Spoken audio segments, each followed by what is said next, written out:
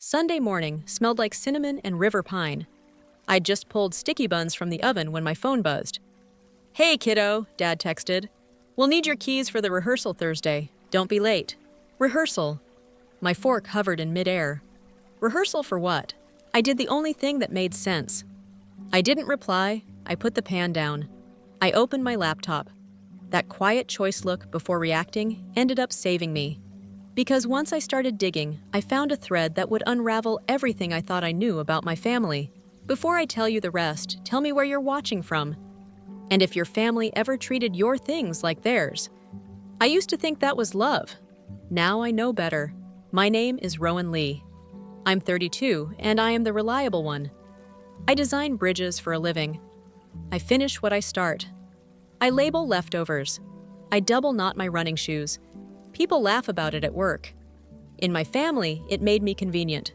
I grew up in a tight brick house in El Paso with 3 siblings and an echoing rule: we share everything. My mother Mai said it as a blessing. My Aunt Lydia said it as a command. When money was short, we shared beds. When space was tight, we shared drawers. When I hid a diary, my brother Theo read it aloud to make everyone laugh. Tears were called drama. Boundaries were called selfish. I left for college with a duffel bag and a promise. One day, I'd buy a place where the door clicked shut and stayed shut until I opened it. I did the math for years. Overtime, cold leftovers, a car so old it wheezed like a harmonica. Every bonus went to a fund labeled with a childish name, Millhouse. I could see it: weathered beams, a deck over water, a kitchen that smelled like real food, not takeout. At 31, I found it outside Bend, Oregon. An old grain mill rebuilt into a small 2-bedroom home, river rushing by like a steady breath. It wasn't flashy, it was precise.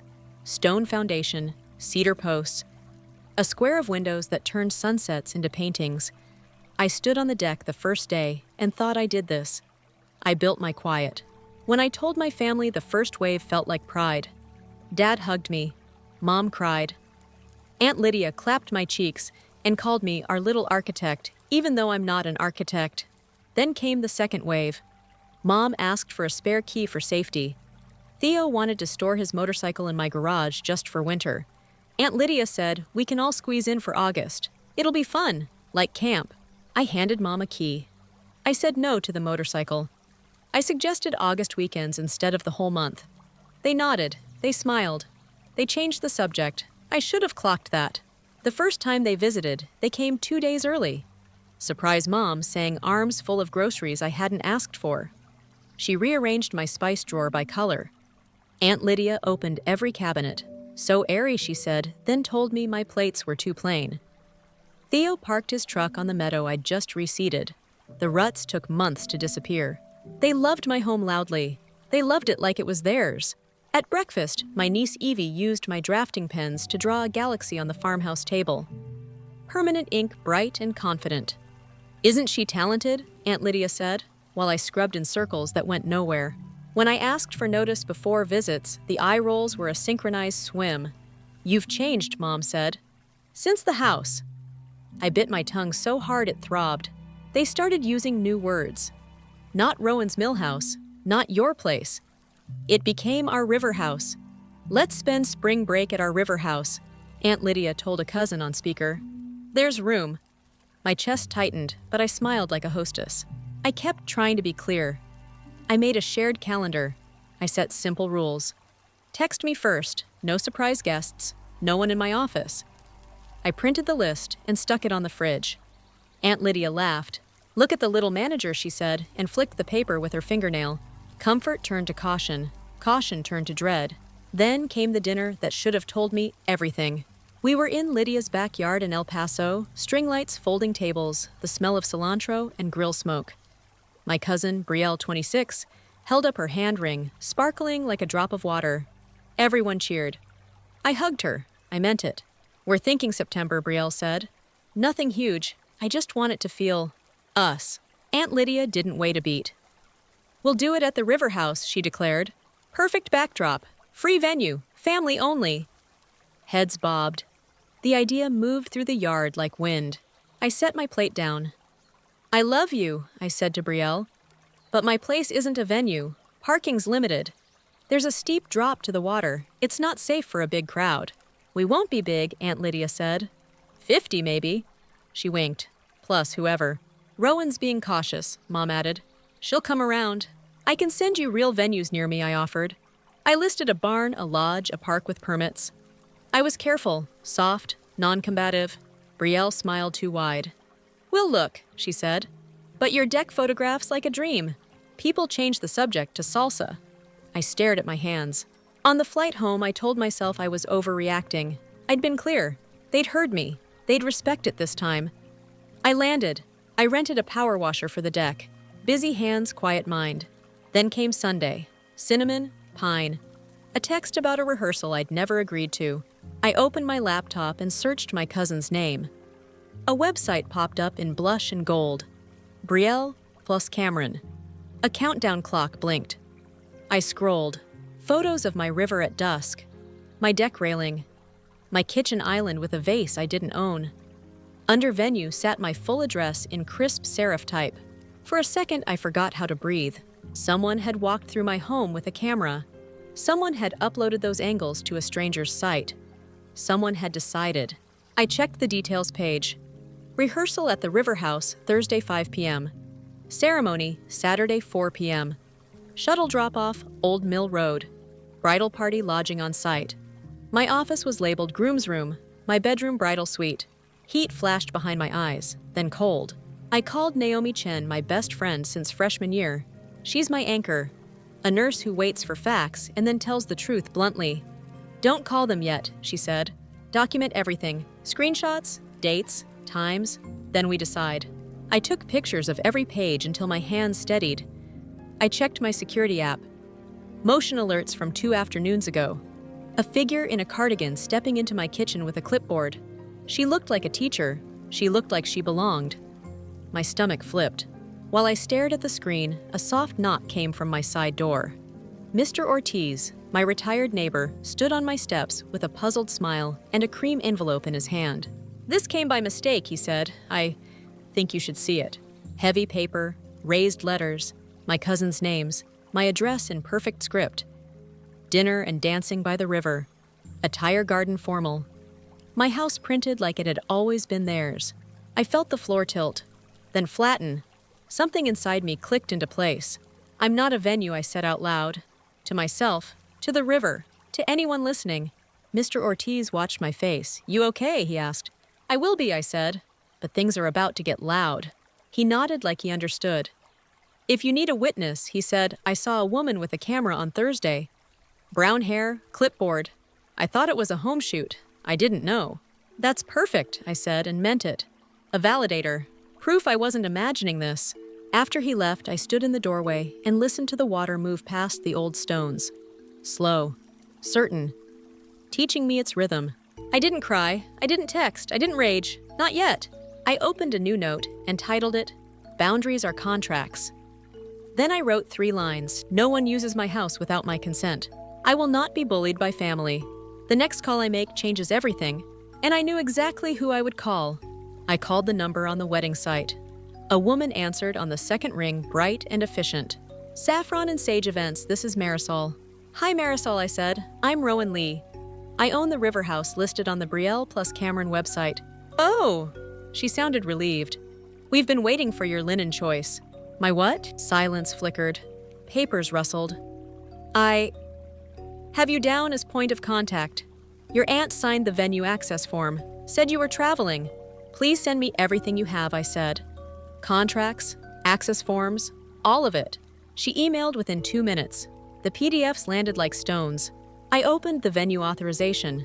Someone had scrawled R. Lee in a slanted hand that wasn't mine. The date was last Thursday. Under owner notes, a line, use side door key in planter. Office door stays unlocked. My throat tightened. No one knew about the key in the planter but my mother. Marisol, I said, redialing who did the site visit. Aunt Lydia, she said, careful now. With a photographer.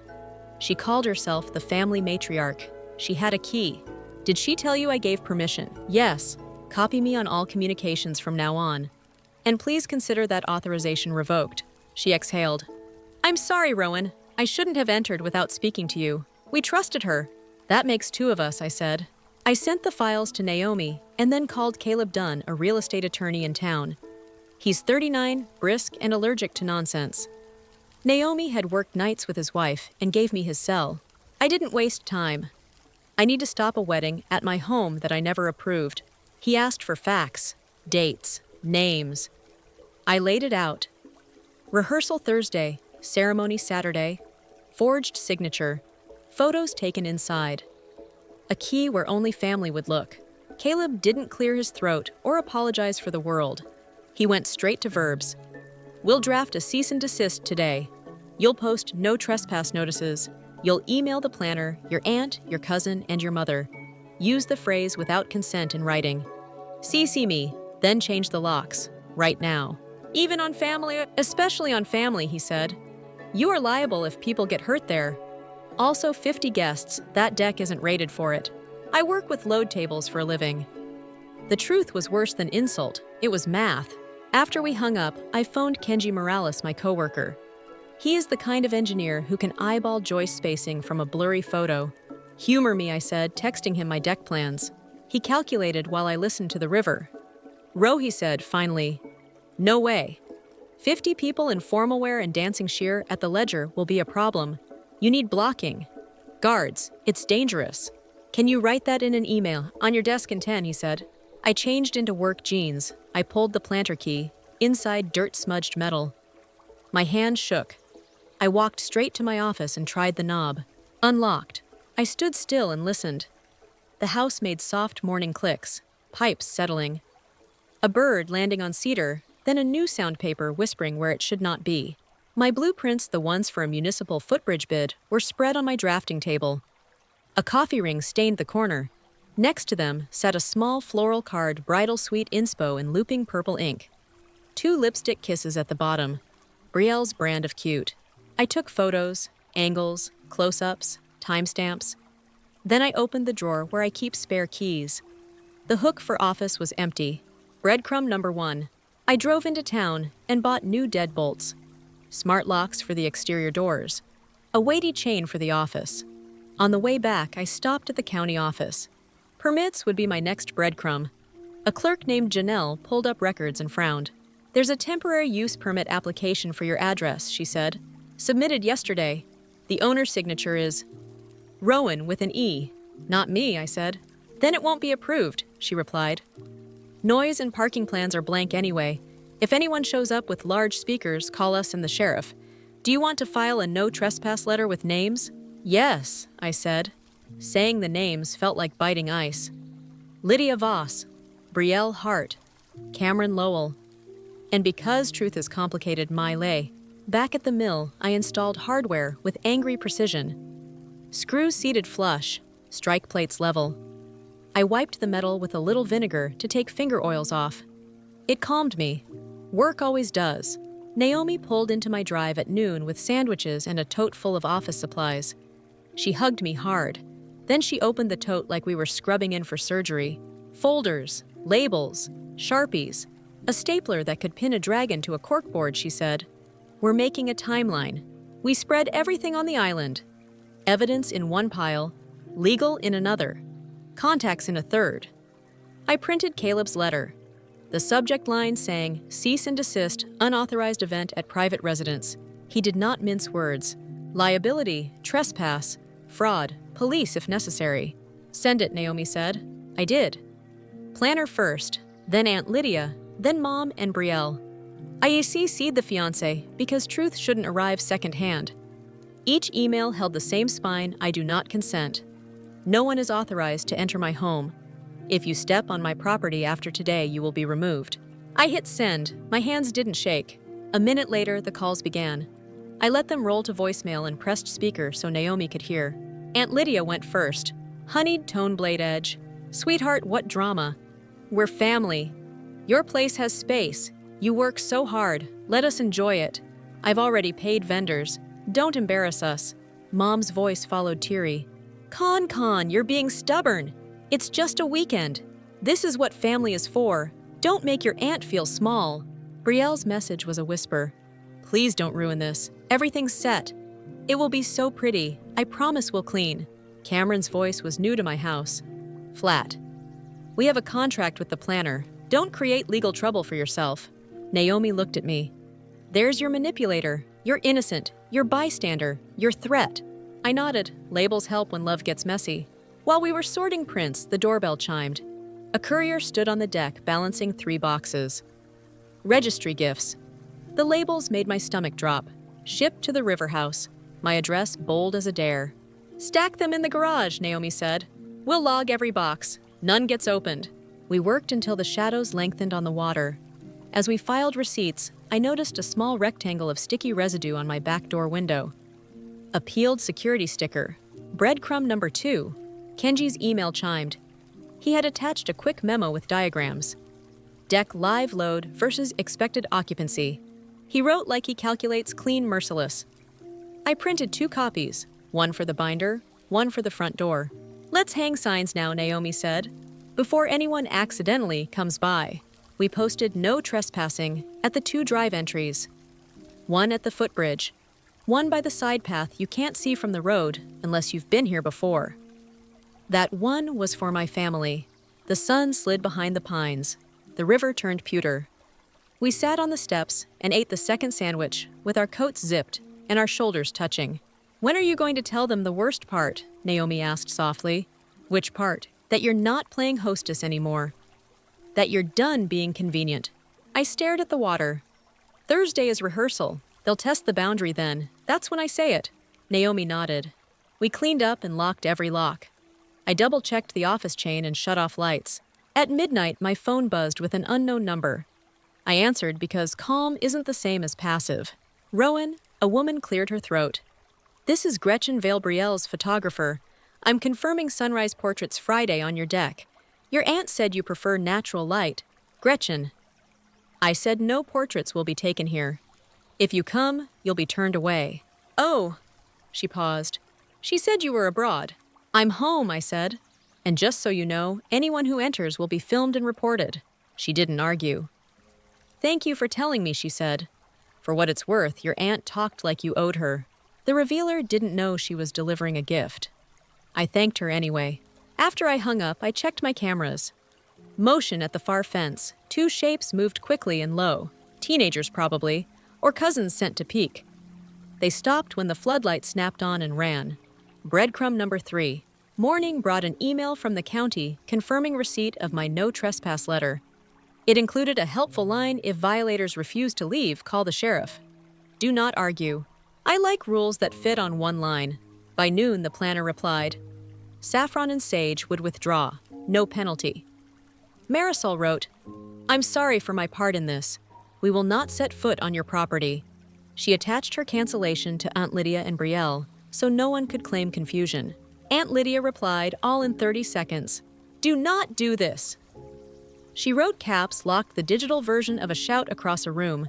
You are making a scene. We are already committed. Caleb answered 2 minutes later. All commitments were made without owner consent. Any further attempt to enter will be trespass. Consider this notice. I framed his email in my mind and set it on an internal mantle. At 3, Mom texted a single sentence. We're coming to talk. No question mark. No time offered. The old rule in a new font. I looked at Naomi. She raised an eyebrow. Do you want me here? Yes, I said.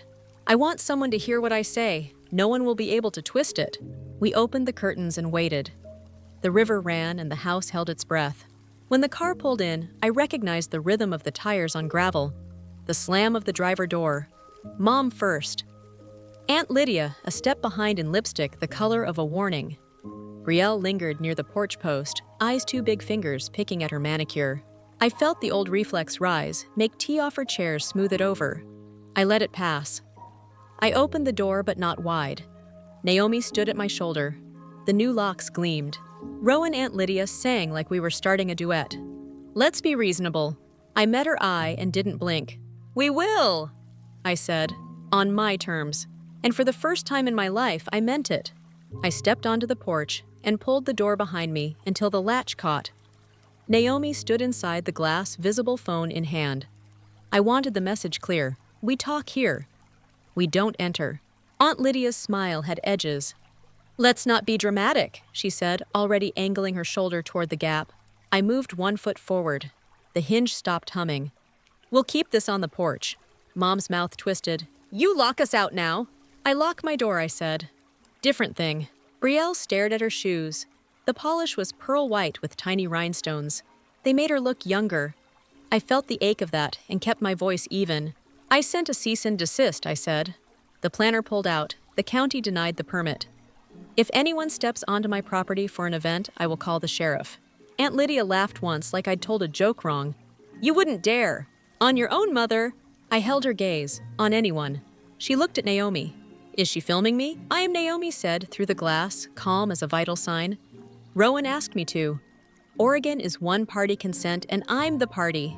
Aunt Lydia clicked her tongue. Always the audience. Then too sweet my talk to your daughter. Mom reached for me. When I didn't take her hand, she folded it back into her purse strap. We didn't mean to hurt you, she said. We just knew the place would be perfect. Why let it sit empty when family could enjoy it? It's never empty, I said. I live here. You know what I mean, she whispered. No, I said, I don't. I lifted the folder. Paper keys. I showed them the forged authorization. The scrawl, the date, the note about my office being the groom's room. I showed Kenji's memo about deck loads. Numbers don't waver when people do. Liability, I said. Safety, consent. Aunt Lydia waved the pages away. You think too small. We would have been careful. Careful isn't 50 people on a ledger board, I said. Careful is not using my bedroom as a suite. That's just words on a website, she said. Words invite bodies, I said. Bodies break things. Brielle looked up. Aunt Lyd, did you sign with her name? Aunt Lydia's lips thinned. Someone had to move the ball. Your cousin is stubborn. My chest went hollow. I turned to Mom. Did you give her my planter key? Mom swallowed. I told her where you keep it, she said, eyes flashing, like she'd confessed to borrowing sugar.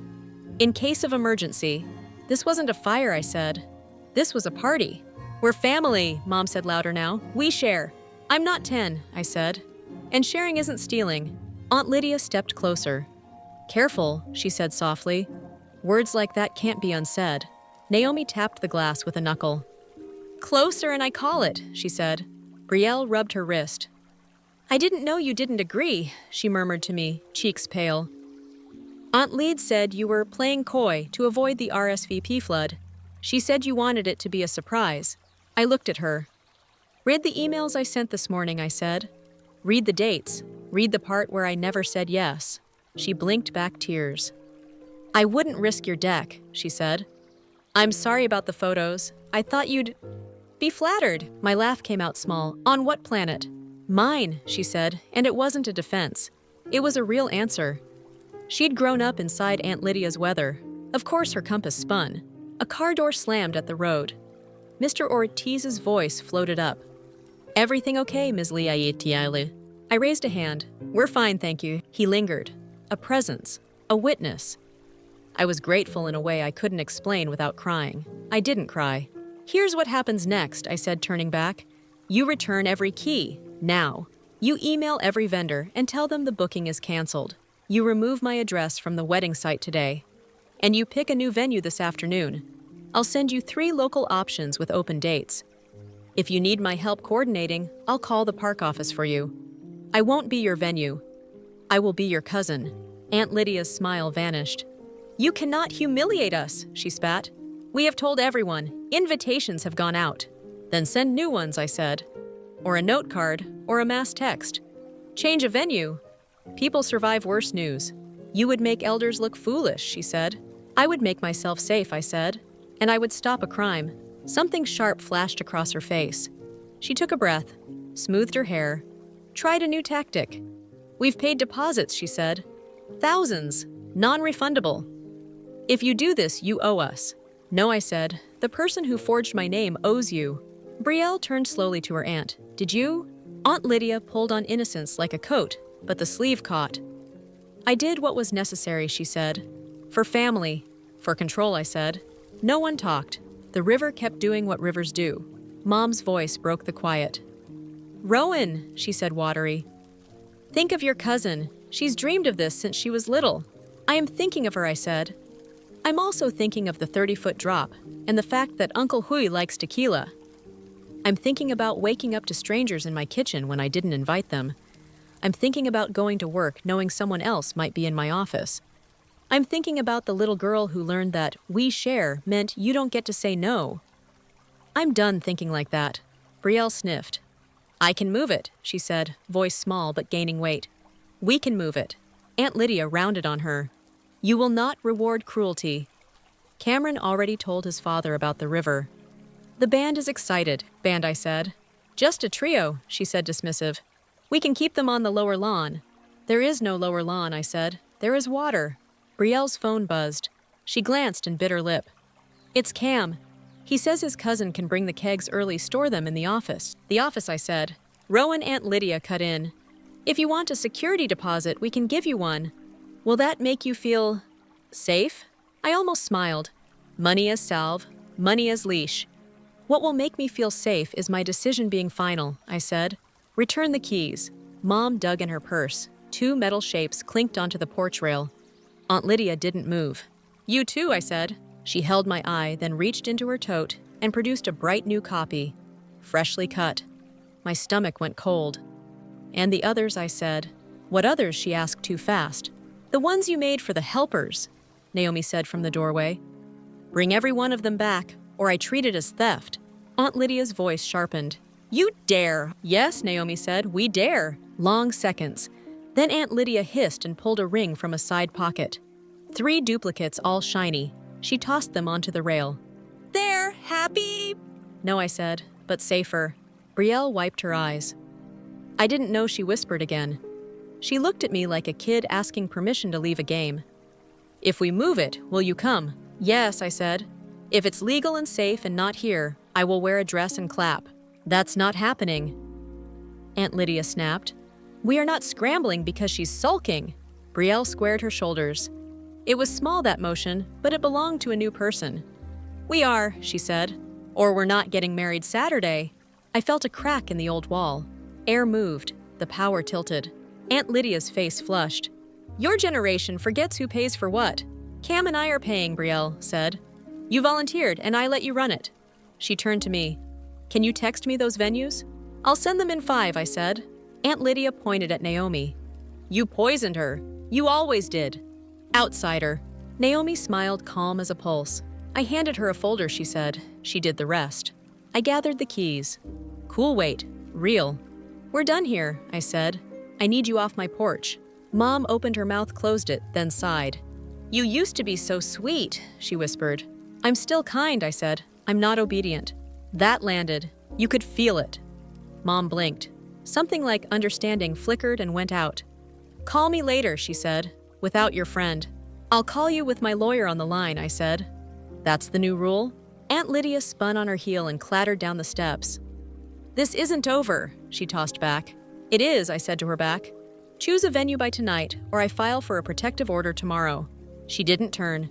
She marched to the car like the ground owed her traction. Mom followed, slower, shoulders bowed. Brielle lingered. Thank you, she said, for being clear. Clarity is cheap, I said. Courage costs. You paid. She nodded, small and fierce, and left.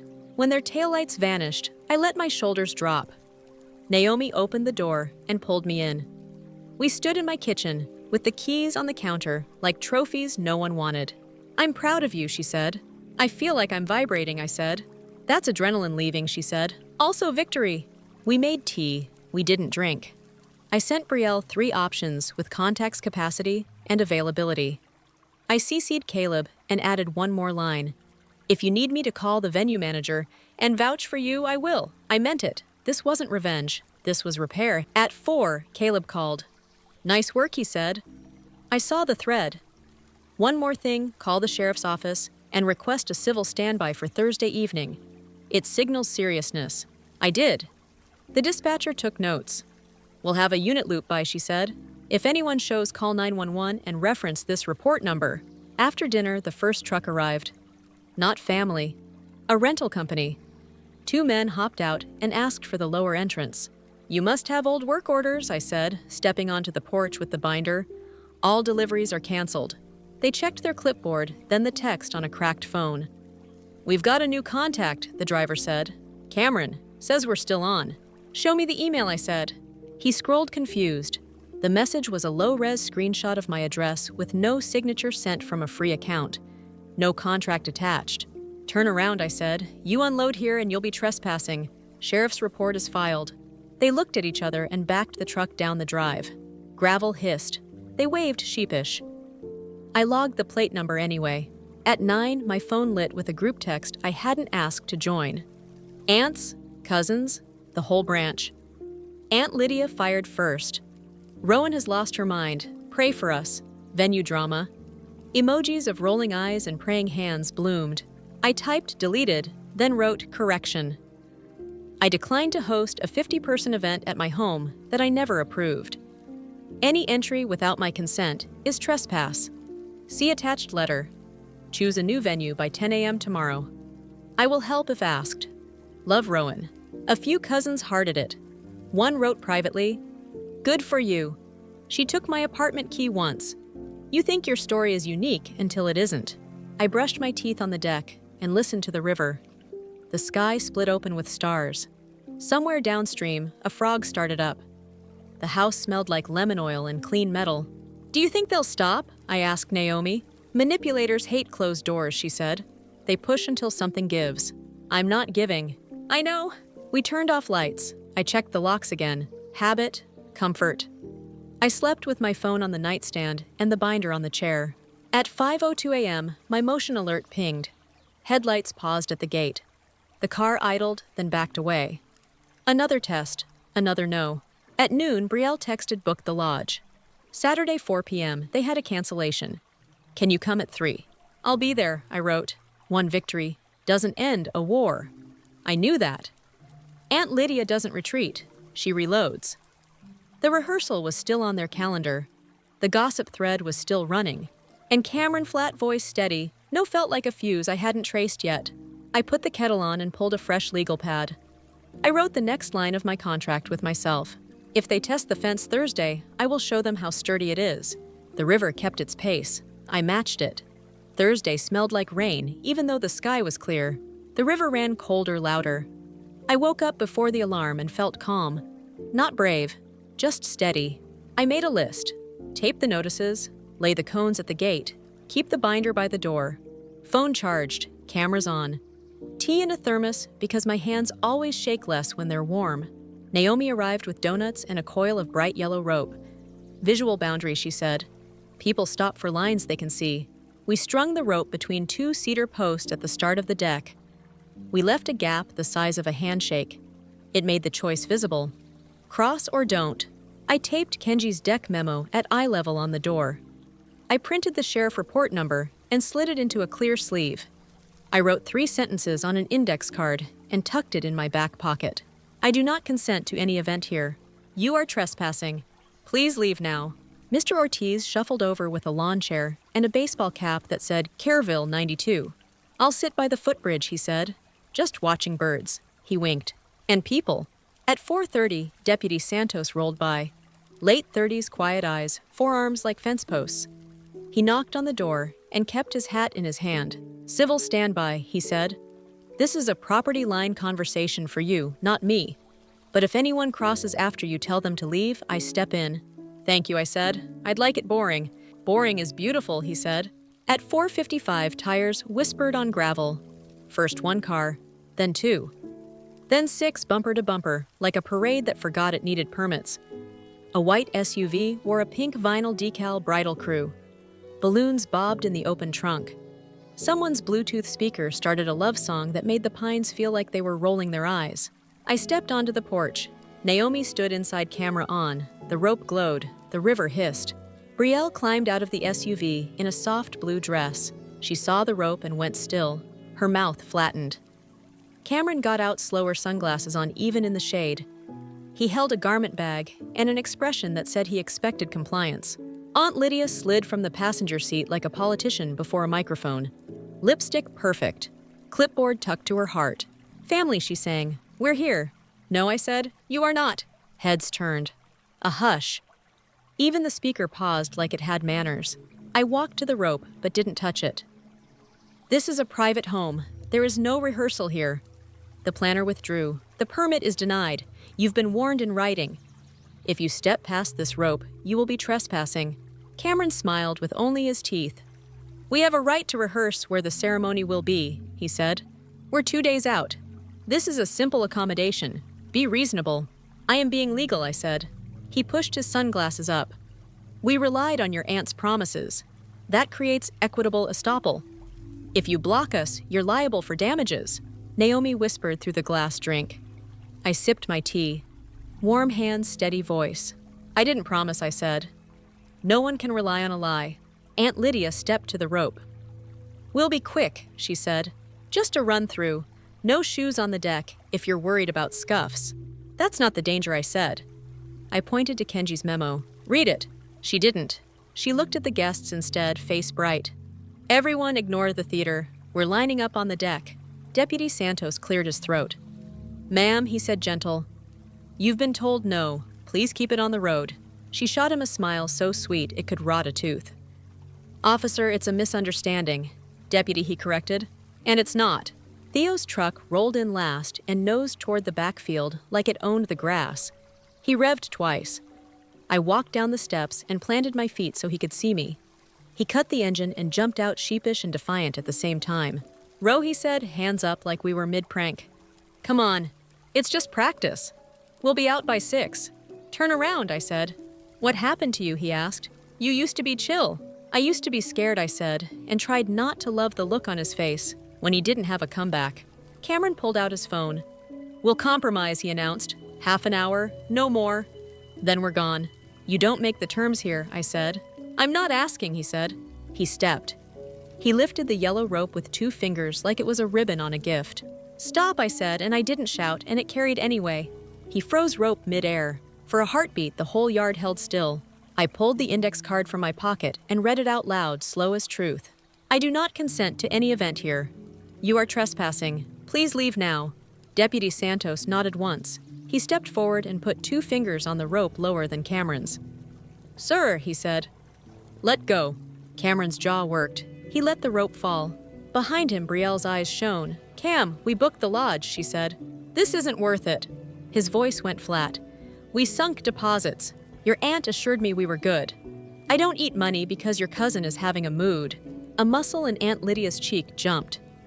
She didn't like being used as a shield. She also didn't like losing. She tried one more card. Neighbors will think you're cruel, she said. They'll say you turned away your own mother. Mr. Ortiz lifted his lawn chair an inch and waved. I think she's smart, he said, sunny as noon. Also, I'm a witness. Aunt Lydia flinched like she'd seen a ghost. From the back of the crowd, a small voice, Evie. Auntie Rowe, can I see the river? She held her father's hand. She wore pink sneakers and a hope that made my chest hurt. You can come back with your parents next month, I said. When there's no crowd, we'll make paper boats. Evie smiled. Her father frowned at me like I had denied her air. He opened his mouth. Naomi raised her phone an inch. He closed it. Cameron tried a new angle. We'll go around, he said, and turned as if the side path belonged to him by default. Mr. Ortiz stood. He wasn't tall. He didn't need to be. He walked to the footbridge and set his chair across the boards like a gate. Bridge is closed, he said, tone friendly, posture not. Cameron stopped. Calculated. He wasn't used to the city saying no. He certainly wasn't used to the river saying it. A dusty sedan pulled up door squeaking. Marisol from Saffron and Sage stepped out with a manila folder hugged tight. She looked tired and sure. I came to pick up a rental table that arrived by mistake. She called staying near the road. And to tell you one more time, we withdrew. Do not blame me if your party shows up with nothing. Aunt Lydia pivoted. You're the professional, she snapped. Fix this. Marisol shook her head. The professional listens to the owner, she said. She lifted the folder. Here are copies of our cancellation, your forged authorization, and my notes. I've sent them to the county and the sheriff. I brought printed copies because people pretend emails are fog. She set the folder on the gravel just inside the line. Neutral ground. Deputy Santos nodded at her like she'd brought water. A breeze slid down the river and lifted the yellow rope. The balloons bobbed. Pine sap hit warm air. Somewhere, a jay heckled us all. Brielle stepped toward me but stopped short of the rope. She kept her hands where I could see them. I'm sorry, she said, voice shaking. I chose the lodge. I can choose to leave now. Good, I said. She turned to her aunt. We're done here. Don't you dare, Aunt Lydia hissed. You think these people will come to a lodge on 2 days' notice? Half of them said yes because they wanted this view. Then they said yes for the wrong reason, Brielle said. Quiet, firm. The power shifted on that sentence. You could feel it slide like a beam finding a new column. Cameron read the room and chose to double down. We're rehearsing, he said, and grabbed one of the cones by the gate to move it like it was his. He took 2 steps past the rope and put his shoe on my deck. Deputy Santos moved like a door closing. Sir, he said, voice low, back to the road. Cameron smirked, but he stepped back. What are you going to do? Arrest me for walking? If the owner asks you to leave and you refuse, Santos said, I can cite you for trespass. If you keep pushing, we can escalate from there.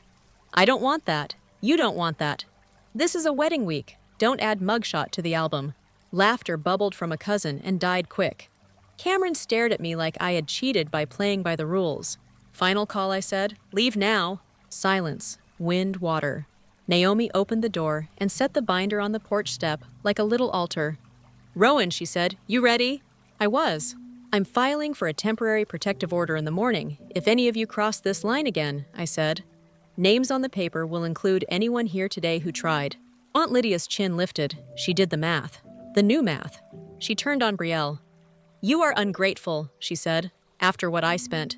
You spent what you wanted to spend, Brielle said. You decided for me. I'm deciding for me now. She walked to her car. Cameron stared at her like he didn't know her. She got in anyway. The bridesmaids followed, murmuring the way flocks pivot when the lead bird moves. Engines started. Gravel complained. One by one, they backed out. The speaker cut. The rope hung quiet. Aunt Lydia lingered. She looked smaller without an audience pressed close. She gathered her clipboard like a shield. You've made an enemy, she said to me. You could have had a friend. You were never a friend, I said. You were a user with a smile. Her eyes flashed. You will regret this. I already regret letting it get this far, I said. Now I'm done. She left. Mom didn't come. That hurt and helped at the same time. When the last taillight disappeared, the river sounded like a breath I didn't know I'd been holding. Deputy Santos tipped his hat. Good job, he said. You were clear. Thank you for standing there, I said. Boundaries are easier when someone sees them, he said. He looked toward Mr. Ortiz at the bridge. You okay, sir? Best night's entertainment since the county fair, Mr. Ortiz said, and laughed. We coiled the yellow rope and set it by the door. We stacked the cones. Naomi brought out 2 mugs, and we drank tea as the blue slid out of the sky. I know this isn't the end, I said. Nope, Naomi said. People like your aunt never lose gracefully. They pivot to a new angle. I nodded, then we keep our angle. At 9, my phone buzzed. A text from Mom. I can't believe you humiliated us. Aunt Lydia is beside herself. You know how hard her life has been. Call me, alone. I stared at it. I typed, I love you. I will speak with you and Caleb tomorrow at 10 a.m. I won't discuss this alone anymore. That's my boundary. 3 dots, then nothing. At 10, I went to check the mail because motion feels like control. The box held a bank statement and a long white envelope with my name handwritten. No return address. The pen had dug deep at the downstrokes. I carried it inside and held it to the light. A flash of embossed seal. A smear of pink where a finger had pressed too hard.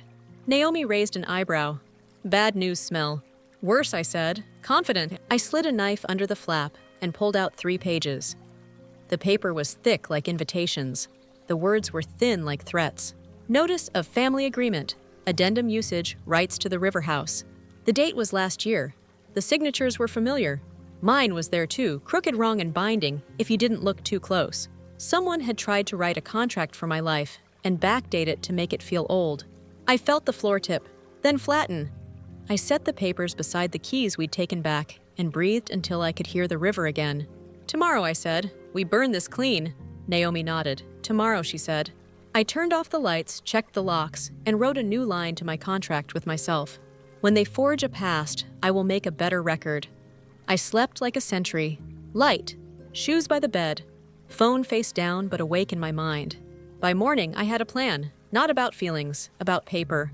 At 9:57 a.m., Naomi set her laptop on my island. Caleb called at 10 sharp. We added Mom to the line. I set the notice of family agreement on a cutting board like I was about to carve it. Caleb didn't waste time. Walk me through what you received. Hand-delivered, I said.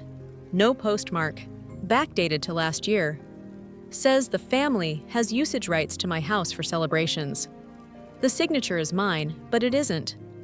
There's a notary seal. Commission number looks off. Mom's voice was small. Rowan? I don't know about that paper. You don't have to, Caleb said. We'll test it. He had me hold the seal to the camera. He zoomed. Notary commission expired in 2019, he said. Backdating aside, a notary can't witness a signature they didn't see. Also, this stamp font changed 3 years ago. It's a fake or a friend of a friend using an old seal. Either way, void. I let out a breath I didn't know I was holding. Next, he said, look at the toner where your name is. See the slight sheen they printed the signature layer. Naomi angled the lamp. The letters flashed. A copied gloss. Caleb kept going. We'll file a police report for forgery today. We'll attach your security footage, the forged venue authorization, the county's permit denial, the notary issue, and your emails. I'll also send a litigation hold letter to your aunt and to Cameron, instructing them to preserve all documents, texts, and emails about your property. If they delete, it's spoliation. Mom made a sound like a chair scraping. Caleb, she said, do we have to use police words? Can't this be fixed in-house? It was attempted in-house, he said neutral. That's why we're here. I stared at the cutting board. The paper looked thick. It felt thin. My Caleb added gently, I need to ask a direct question. Did you tell Lydia where Rowan keeps her spare key? Silence creaked. Yes, Mom said at last. I did. She said it was an emergency. I thought it was smart. It wasn't, I said, and tried to keep my voice flat. It's done. Caleb kept us moving. Rowan, I want a clean timeline. Naomi, can you drive while she talks? Naomi opened a new doc and typed fast. I told the story in clocks and paper. Thursday site visit. Friday forged authorization. Sunday text from Dad. Website with my address. Monday locks changed. Tuesday notices posted. Thursday rehearsal at the fence. Deputy present. Today, the faux family agreement. Caleb listened. Good. We'll append exhibits. Mr. Ortiz's affidavit. Kenji's deck memo. Marisol's cancellation. Gretchen's call log. Janelle at the permit desk. Copy the sheriff. Naomi looked up. What about social media, she asked. Lydia's been seeding a story. Screenshots, Caleb said. Context matters. Take the nasty with the nice. Mom cleared her throat. I never wanted this, she whispered. You wanted convenience, I said. You used the key like a shortcut. That sounds unkind, she said. It is true, I said. Truth isn't always soft. Caleb cut in before either of us could spiral. We'll do a three-way with the sheriff at 2, he said. Rowan, after we file, you'll send a family-wide notice, final calm, factual. Invite them to the lodge details. Make it easy for the reasonable people to be reasonable. I can do that, I said. And Rowan, he added, freeze your credit. Forgery tends to travel. I opened the banking app and set the freeze while we were still on the call. It felt like closing one more lock. At noon, Brielle texted a photo of the lodge's stone patio. We're okay, she wrote. They can fit 120. Manager says we lucked into a cancellation. I can breathe. I sent back a grid of hearts and then called the lodge. The manager, Kara, confirmed the booking in a warm voice that sounded like cinnamon. I told her I'd be there at 3 tomorrow to help set up chairs. She said, we'll put you on the list. After lunch, Naomi and I drove to the station. Deputy Santos met us at the desk. He took the folder, added a new incident number, and said, a detective will review the forgery claim. In the meantime, if anyone shows up here again, call me direct. On the way out, I held the door for a woman carrying a box of carnations. She jerked back when she saw me. Gretchen, the photographer. I wasn't coming to shoot, she blurted. I was bringing flowers for the lodge, to make up for... to be kind. You don't have to fix this, I said. Maybe not, she said, but I want to witness you do it. She handed me one carnation anyway, pink, frilly, brave. Back at the mill, a van idled at the gate. The driver leaned out. Delivery for the after-party, he said. Kegs. No after-party, I said. Wrong address. He squinted at his phone. It says River House back lawn. There is no back lawn, I said, only water. Naomi photographed the slip and the plates. The driver shrugged and drove away. I looked at Naomi. They're planning to pivot here after the lodge. She nodded. Why else float after party? They lost the front door, so now they want the back. We close it. We wrote 3 more lines on my index card. There is no after party here. Anyone who returns will be trespassing. The sheriff will be called. Then we added action. We chained a guinea. We moved the cones to the road. We laid the yellow rope deeper along the front steps, a second boundary for backup. We messaged Kara at the lodge. If you hear talk of an after party at my place, it's false. Please redirect anyone to an official venue or home. Kara replied, Got it. We'll announce no after party during the toasts. Clear as kind. The group chat, meanwhile, was on fire. One cousin posted a meme, a padlock on a heart. Aunt Lydia wrote, She stole this from us. Imagine gatekeeping your own family. A lurker chimed in, It's her house. Then a new number jumped in Cameron's father, I guessed. I have arranged for a small VIP gathering post-lodge, he wrote. We will need the river for atmosphere. He added a champagne emoji like a stamp of entitlement. I typed slow. No gatherings at my home. I do not consent. The sheriff has a file. If you appear, you will be turned away. He replied with a screenshot of the forged family agreement, the signature cropped close to look convincing. He wrote, We have a contract. I didn't argue. I attached Caleb's summary and the notary issues. I said that document is fraudulent. See attached. This is your notice to preserve all communications. He didn't respond. The dots bobbed, then vanished. At 3, Caleb looped Mom in again. She was quiet. He walked through next steps like a map. Mai will need you to state in writing that you told Lydia where the key was and that you never saw Rowan sign any family agreement. Mom inhaled, shaky. I can say that she whispered. It will help, he said. It doesn't excuse it, but it helps. I don't want her arrested, Mom said. No one is trying to arrest you, he said. She was quiet, then added, I should have protected you when you were little. I called your boundaries selfish. I was wrong. It hit like sunlight you didn't expect. It didn't fix everything. It mattered anyway. Thank you for saying that, I said. I don't know how to be different yet, she said. Start by not giving anyone my keys, I said. She almost laughed. Okay. We hung up. I sat on the steps. The river moved like it had deadlines. At 5, a white car rolled past slow. A camera phone blinked in the window. I waved bland as oatmeal. It kept rolling. At 6, Theo texted, Sis, can we talk alone? No, I wrote. We talk with Naomi or Caleb. I love you. That's the rule. He didn't reply. We ate soup and checked locks. Mr. Ortiz wandered by with his thermos and a flashlight. I'll sit at the bridge again, he said, like we had tickets to a show. You don't have to, I said. I want to, he said. I know what it is to be bullied by charm. Night came in clean. We were settling when my phone buzzed. Kara again. Heads up. Cameron tried to switch the after-party to our lounge without telling Brielle. We said no. We end at 10:30. House lights up. We'll have security walk the lot. I sent her 8 thank yous. She replied with a thumbs up and a picture of a Labrador napping under the lodge desk. It calmed me more than it should have. At 9:40, the motion alert blinked. Back fence. 2 silhouettes. Not kids. Taller, slower. I muted the TV. The figures reached the chain at the gate, rattled, then stilled when the floodlight poured on. Naomi had the sheriff on speed dial before I could speak. Deputy Santos answered on the first ring. Stay inside, he said. I'm 2 minutes out. We watched through the glass. The figures started to backtrack. One said, This is ridiculous, too loud. The voice was familiar. Cameron! The second figure muttered a curse. Aunt Lydia! They paused at the footbridge. Mr. Ortiz lifted his flashlight like a sword. Evening, he said, and the beam found their faces. Cameron looked meaner in white light. Aunt Lydia looked older. Deputy Santos' cruiser washed the pines blue. He angled his spotlight and stepped out smooth as a porch swing. Good evening, he said. You're on private property. You've been warned. Cameron put his hands up like it was theater. We're just walking, he said. Your feet are on her land, Santos said. Walk on the county road. We have a family agreement, Aunt Lydia snapped. Show me, Santos said. She held up the paper like a relic. He didn't touch it. "Not my lane," he said. "But I see the report number right here." He tapped the printed sleeve on my door without looking away from them.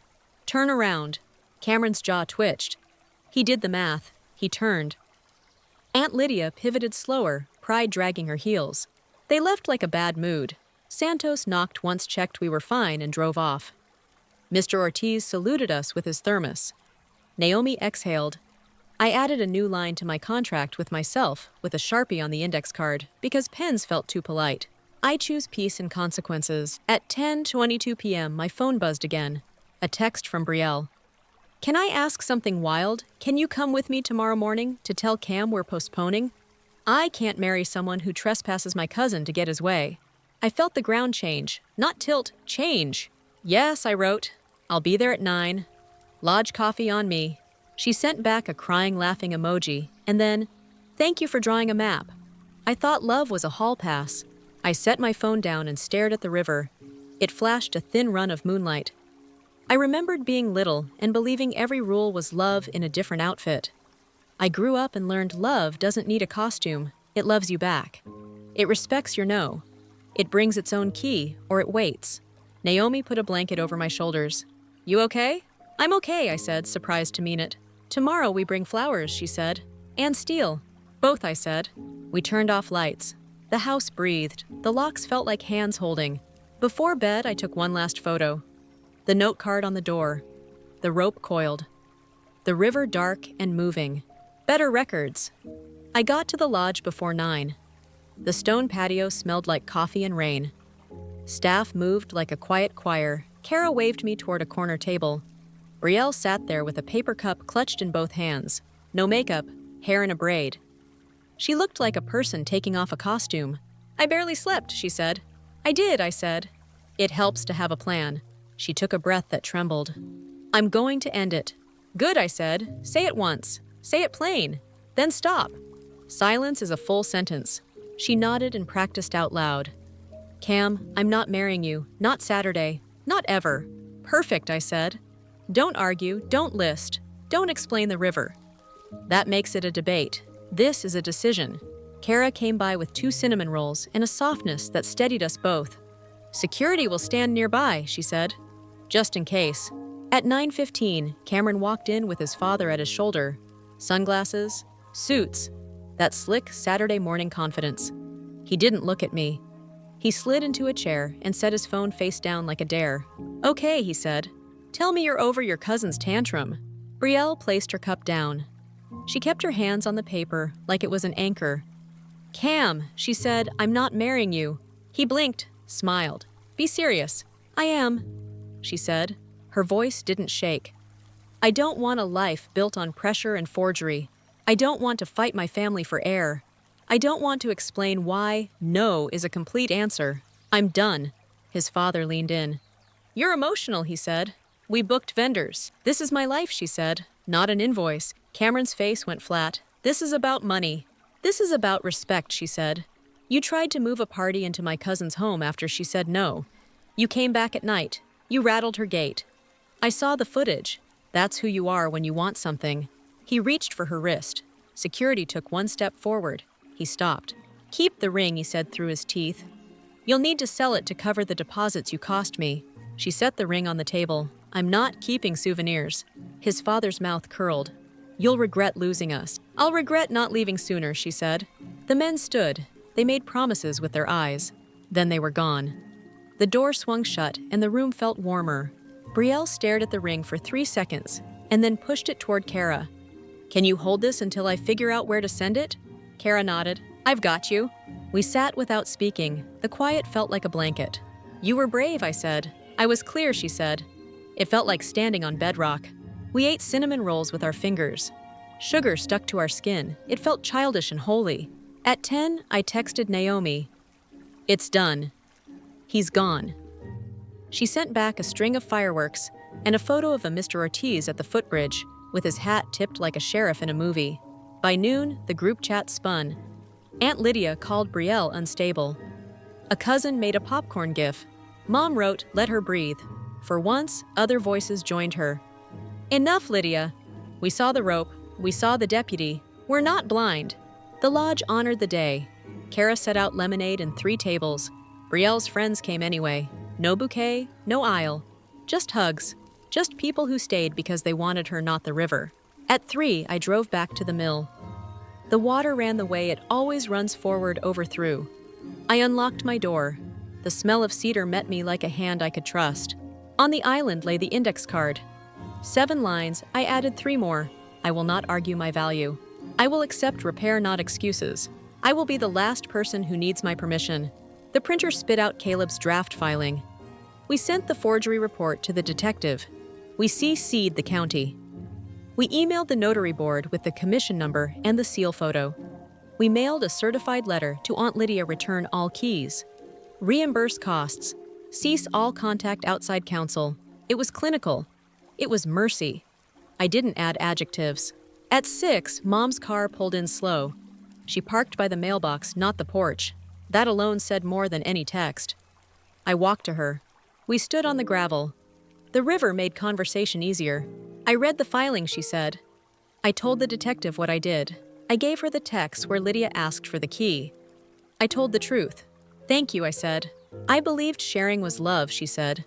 I was wrong. I taught you to be useful when you needed to be safe. I let the words land. I let them sit, then I nodded. We can learn different, I said. She pressed a small velvet pouch into my hand. The ring your grandmother gave me, she said. I want you to have it. I don't want to trade, I said. I want a new pattern. It isn't a trade, she said. It's an apology with weight. I took the pouch. It was heavy. It wasn't payment. It was lineage handed with permission. I'm going to therapy, she added, voice shy. A woman at church gave me a name. She said boundaries don't kill love.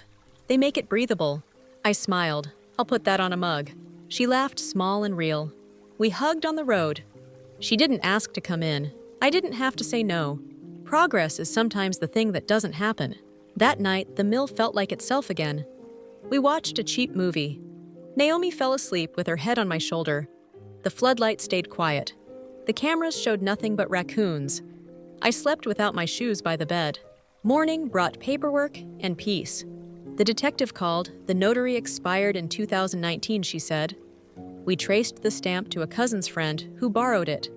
We'll be interviewing Ms. Voss about who filled the form. I won't drag this, I said. I want protection and repayment. If she signs an agreement to stay off my property and returns all keys, I can live without court. Reasonable, the detective said. We like reasonable. At noon, an email from Caleb proposed settlement terms. Written apology acknowledging forged forms and unauthorized entry. Return of all keys and sworn statement. No copies remain. Reimbursement to Rowan for lock changes, legal fees to date, signage, and time off work. No contact clause for 1 year, except through counsel. Agreement to refrain from referring to the mill as the River House publicly or privately. Violation triggers immediate restraining order and fees. We sent it. We waited. 3 days later, a courier arrived with a thick envelope and a face that said he'd read none of it. Inside, Lydia's signature slanted hard. The apology was 2 paragraphs and used the word misunderstanding too often, but it named the act's key forgery entry pressure. It admitted. It promised. It returned 4 more keys in a zip bag. One had a pink keycap that said bride. I didn't know whether to laugh or cry. I did neither. Caleb nodded. It doesn't heal, he said. It holds. We signed. We filed. We put the papers in the binder under better records. Brielle moved in with a coworker for a month. She started a part-time job at Kara's lodge. She learned flower names. She learned how to hold a clipboard without making it a weapon. Gretchen gave her old cameras. They walked the river at dusk and took photos of light on water. Some breaks are clean. Some are a garden. Theo came by once. He stood in the road and scuffed his shoe. I'm sorry, he said. I followed the loudest person. I'm trying to stop doing that. Try on yourself, I said. Then come back. He nodded. He left. He didn't ask to see the house. Weeks slid into months. The mill grew softer at the edges. I planted purple coneflowers along the path. Evie came with her parents to float paper boats. We built the rule together, noticed daytime no surprises. They followed it. It felt like air in lungs. In October, my footbridge opened. The town cut a ribbon. Kenji squeezed my shoulder. Naomi whistled. Mr. Ortiz brought a thermos and told anyone who'd listen that steel sings if you listen close. Mom stood at the back and dabbed her eyes. At the end, the mayor mispronounced my last name. I laughed and corrected him into the microphone. Everyone laughed with me. It felt like claiming my own sound. We had chili on the deck after 5 people, not 50. We used coasters because I like coasters. We watched light pool and slide. The river kept moving. It always does. Aunt Lydia stayed quiet. Sometimes silence is respect, sometimes it's strategy. Our agreement held. On holidays, she sent a group text with a photo of a pie she didn't bake. I hearted it and kept walking. One evening in November, I found my old diary in a box I hadn't unpacked. The cover was dented. The lock was plastic and broken. Inside, the 10-year-old me had written, "One day I will have a door that stays closed unless I open it." I laughed. I cried a little. I put the diary on my office shelf beside the binder. Both were true. Both were me. People always ask what changed me. Nothing glamorous, no speech, no explosion. A text about a rehearsal, a forged loop of letters, a yellow rope, a neighbor in a lawn chair, a deputy with quiet hands, a friend with a folder, a river that doesn't ask permission to keep going. Here's the part I didn't expect. I still love my family. I love them with fences. I love them with calendars. I love them without keys. I kept the index card on my door for a while. Then I rewrote it neatly and framed it above the coat hooks. Guests smile when they read it. Some nod, some joke. The people who flinch don't come back. That's a gift. Brielle sent a photo on the first snow. She stood on a hill with a camera and a red scarf. The caption said, "Learning to expose for the light. I have not the light I wish I had." I wrote back, "Same. Mom visits once a month. She texts the day before. She stands on the porch and waits until I open the door. We drink tea. We talk like 2 women learning a new language, one phrase at a time. When she leaves, she touches the frame of the index card and smiles like she means it. Sometimes the river floods high. It licks the stones and threatens the footbridge. I watch the gauges. I check the anchors. I sleep light. I trust the math. It's not that the water won't rise. It's that I built for the rise. If you're watching this and your stomach is tight because the rope at your door is thin, this is me telling you a thing. No one told me. You are allowed to be the lock and the welcome. You are allowed to love and to say no. You are allowed to be the person who keeps the house safe, even when people say you're making a scene. A scene is sometimes what truth looks like at last. Before I end, I want to ask you 2 questions. When was the first time you learned we share meant you don't get to say no? And what would your index card say if you wrote it today? Drop it in the comments. Write your rule. Say it out loud. Frame it if you want. Better records change more than memory. They change the weather. The river is running. I'm here. The door is closed and opens when I choose. That's not drama. That's design. And I'll tell you something I wish I'd learned sooner. Restraint is not love. Respect is. Boundaries are not a wall against family. They are the bridge that lets the right people cross. The house is quiet. The air smells like cedar and cinnamon again. I put the kettle on. I coil the yellow rope and set it by the door. Not because I expect a fight, but because I like the look of a line I drew myself. The water moves. So do I.